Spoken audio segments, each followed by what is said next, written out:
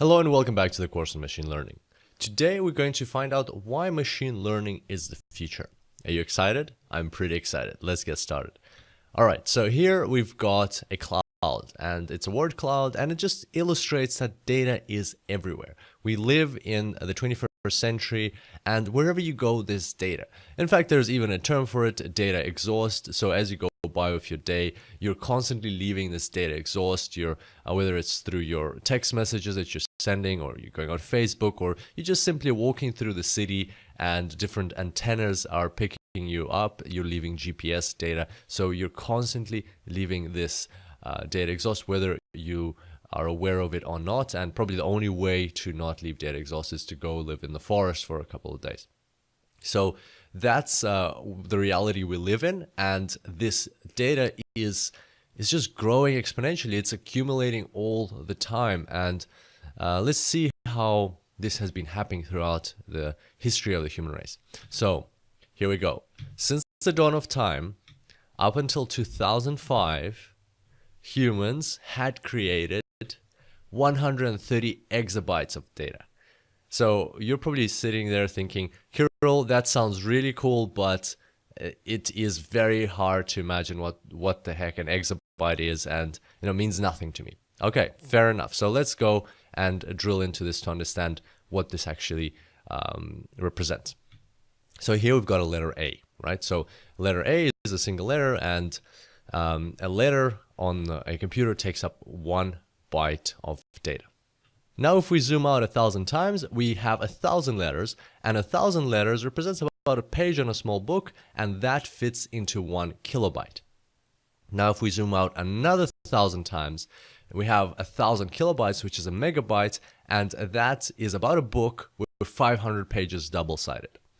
Now, if we zoom out another 1,000 times, we get a gigabyte, and believe it or not, you can fit the human genome onto 1 gigabyte. So it actually takes about 725 megabytes of space, and you can encode, if you think about it, you can encode a whole human being on 1 gigabyte.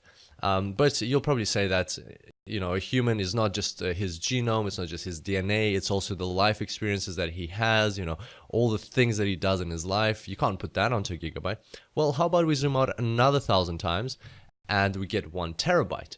And now if you take an HD camera and you walk around a person for his whole life, so for about 80 years, every minute, every second of their life, and you film everything they do, and you put all of that in HD video, that will fit into 1 terabyte. So that's already getting impressive, right? Now let's zoom out another 1,000 times, and this is one of my favorite representations. So here we've got the Amazon rainforest. It has about 1.4 billion acres of trees.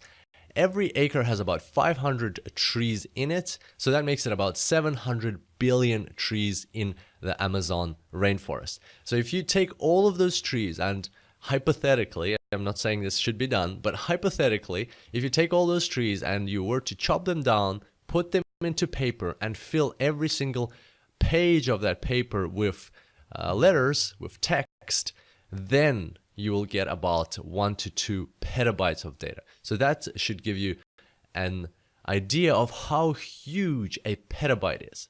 Now, if you zoom out another 1,000 times, that's where you get an exabyte. So an exabyte is 1,000 petabytes. So now this should be a bit more impressive that since the dawn of time up until 2005, humans have created 130 exabytes of data, and that includes everything. That includes all of the books written, all of the songs that were sang, all of the words that were spoken. Everything that humans have created was about 130 exabytes of data. Now, in 2010, that number was already 1,200 exabytes. So you can see that in the following 5 years, humans created so much more data. Then in the next 5 years, in 2015, this number became 7,900 exabytes. Then in 2020, this number is estimated to be 40,900 exabytes of data. As you can imagine, these numbers are astonishing, but what's even more astonishing is the growth, the exponential growth of data that we're seeing. And if you visualize it, it will look something like this. This is the reality that we live in, the world that we live in, how quickly data is growing every single year. So this is an actual study. It was done by IDC and was sponsored by EMC. So this is all researched.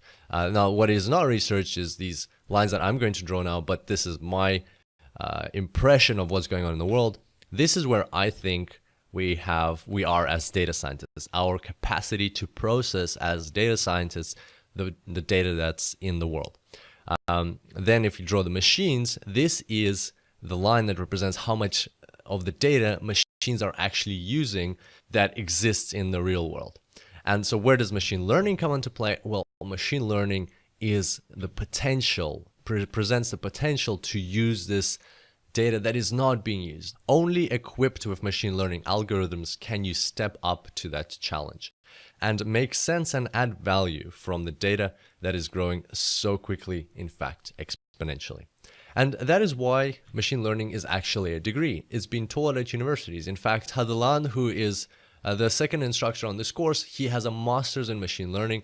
And throughout this course, I'll be sharing my intuitive understanding of machine learning with you, and Hadelan will be sharing his practical skills and applications that he's learned through his master's and through his real-world experience applying machine learning. So we really hope you're going to enjoy this course, and we can't wait to see you throughout the classes. I'm sure by now you're pretty excited about what's to come, and you totally should be, because what we'll be presenting in this course is the cutting edge of data science and machine learning. Can't wait to see you in the next tutorial. Until then, enjoy machine learning.